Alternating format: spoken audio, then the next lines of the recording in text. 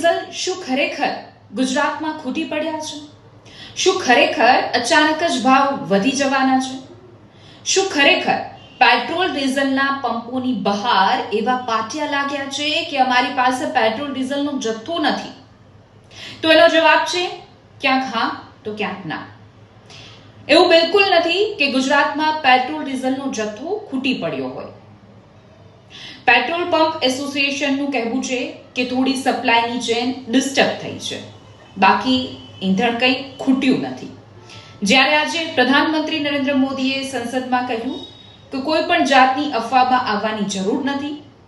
આપણે અન્ય દેશો સાથે પણ વાત કરી રહ્યા છીએ અને આપણે તો કોરોના કાળ પણ જોયેલો છે. એ મુસીબતમાં પણ આપણે શીખ્યા છીએ. થોડી ઘણી અછત હોય તો કેમ રહેવું, આ પ્રકારનું પ્રધાનમંત્રી નરેન્દ્ર મોદીએ નિવેદન આપ્યું છે. અને બીજી બાજુ રાજ્યના નાયબ મુખ્યમંત્રી હર્ષ સંઘવીએ કહ્યું કે આ બધી જ અફવા છે. ગુજરાતમાં ઈંધણની કોઈ જ કમી નથી.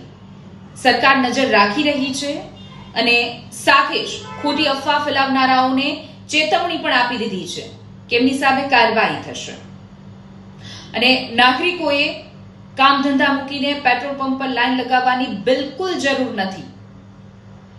આ પ્રકારનું નિવેદનો સામે આવી રહ્યા છે. તમને શું લાગી રહ્યું છે?